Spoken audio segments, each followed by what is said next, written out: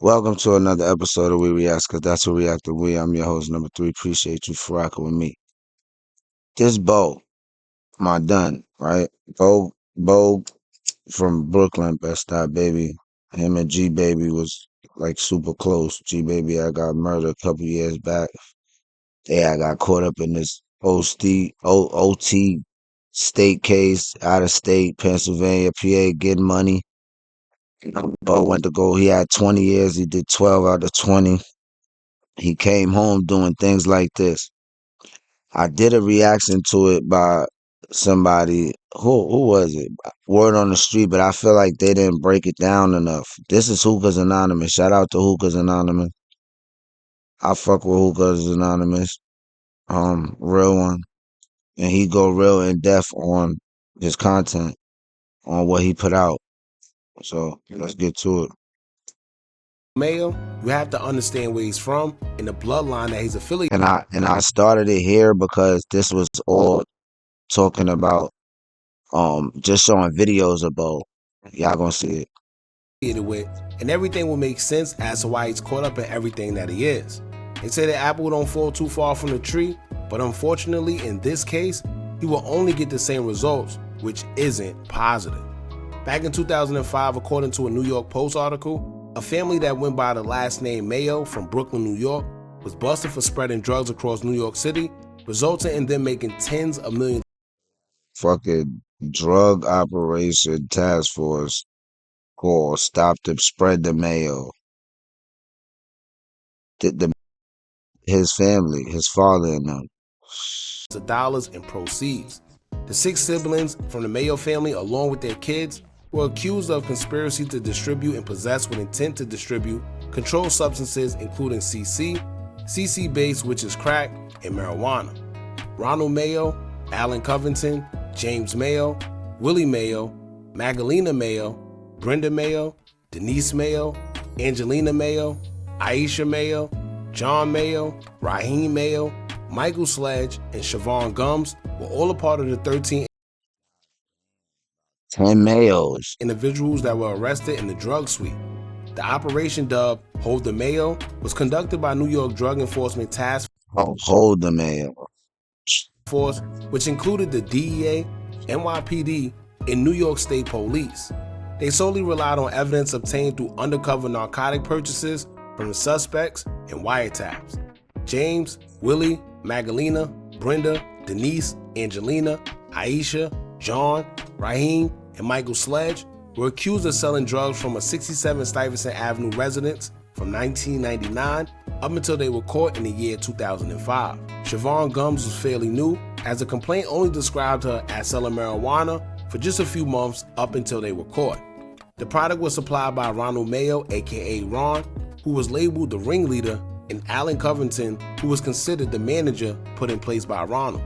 According to the complaint, from 1999 to 2005, Ron acquired at least 150 kilos of CC.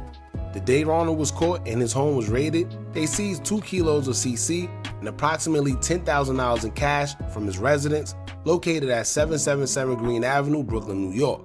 Investigators say their CC distribution linked the Mayo family to some of the top drug dealers in Colombia at the time, which they were connected by a trafficker by the name of Raul Palmer, who introduced Ronald to a supplier by the name of Don Bernardo.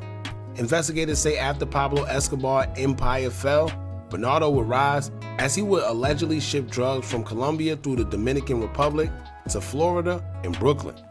The Mayo family was also accused of being a part of numerous shootings and robberies throughout Brooklyn area in the 80s, but when everything would crumble for the Mayo's family illegal drug dealings, the 13 Mayo affiliates will all be hit with federal conspiracy charges and face life in prison for their roles. Now they say the cycle of life is pretty crazy, and seeing how Bo Mayo would suffer a similar fate would explain why. Not just in his recent case, but back in 2008, Bo Mayo was caught in another drug sweep where he was accused of selling CC and H along with others. Narcotics agents say from June of 2006 to December 2007, an operation in Blair County, Pennsylvania netted approximately $2 million. It was 1 year. Like, that's it. And this investigation should lead to 20 years. They investigated for 12. It's enough to get you 20. Then in 2006, they ramped it up and realized that from 2003 to 2007, drugs were being trafficked from sources stationed in New York City. This traced back to blood gang members who was labeled very dangerous, and those individuals were named Rakim Bo or Bobo Mayo, Randy Braids Hernandez, and John J. Miz Miles.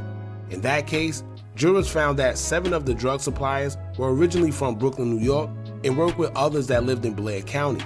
Investigators say buyers used 2 cell phone numbers to contact the New York suppliers to place orders specifically for drugs. That's when the New York suppliers contacted their distributors in Blair County and told them the amount needed to deliver, price and location for the transaction, and the rest was history. Distributors then directed a courier to take the H and CC to a designated meeting place for the transaction, and that's how everything ran smoothly. The money was wired back to New York after everything was complete, which traced back to Bo Mayo, Hernandez, and other Brooklyn affiliates. Everything would be going smooth, but that's until a confidential informant was able to make 17 controlled purchases of drugs, which led to 5 search warrants at various So, confidential informant bought drugs from them 17 different exchanges, so they had their money. Blair County homes. Agents seized 1,967 bags of H with an estimated street value of $78,680. They also found 196 bags of CC with an estimated street value of $11,200. They found $2,700 in cash and various materials associated with the delivery and sale of drugs. For that case, Bomay will be given a 10 to 20 year sentence where he will only serve 12 years out of it and come home in 2020. Now around this time, Bomay will be released but still held on federal parole until the rest of his sentence was finished. Bomay will make a name for himself on social media as he will be widely known for showing large amounts of money and giving motivational advice to people as he flaunted it. Right, so he has 7 years left over his head, right? So my thing is, he came home being like this social media guy that want to be on there a lot, like showing money and flexing and stuff.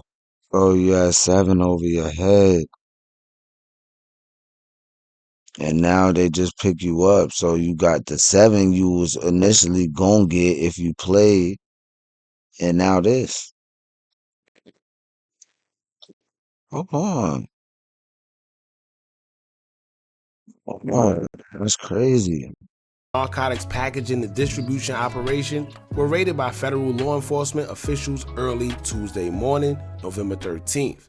It said November 13th, they raided due to the fact that a confidential informant doing a buy and bust. that the raid was a part of a larger operation that had 8 search warrants executed, including 4 in Peekskill, Yorktown, 2 in New York City, and 1 in Bayonne, New Jersey. Around 4 a.m., the FBI Safe Streets Task Force, the Westchester County Police Department, Westchester County District Attorney's Office, New York State Police, the Yorktown Police, the Ossining Police, the NYPD, the DEA, the Yonkers PD, and the Bayonne, New Jersey Police Department executed 8 search warrants, resulting in 7 arrests. The arrested suspects are Jerome Reed, Jason Tinsley, Misha Cato, Gary Burkett, Lamar Kingwood, Rakim Mayo, and Ryan Thomas. They are allegedly responsible for selling thousands of dollars of narcotics in Peekskill, including C, H, fentanyl, C, and methamphetamine.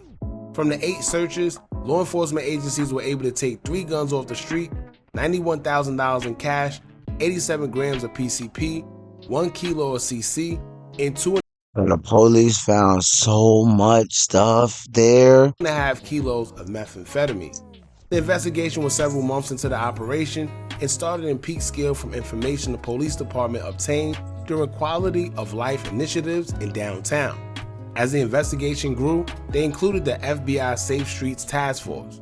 The investigation was started because of quality of life issues in the downtown area, and I'm not too sure what that means, but judging from the context, the residents were complaining about how things were around there involving drug addicts and just how the place looked as a whole, and the police looked further into the root of where the addicts were getting drugs from and it traced back to the suspects. There was no telling how much time Bo Mayo was looking at for these new charges, but we do know that he's already on federal parole and he has a background of having these similar charges already, so it's not looking too good. Some say social media may have played a role, as the feds may have been watching him flaunt large amounts of money and making a connection with the charges that he's now being accused of. Whether that's the reason or not, let this be a reason to anybody out there that think it's okay to flaunt money on social media, knowing you're obtaining it illegally. All you're doing is putting a target on your own back, and when you knock on jail's door long enough, That's all you doing, bro.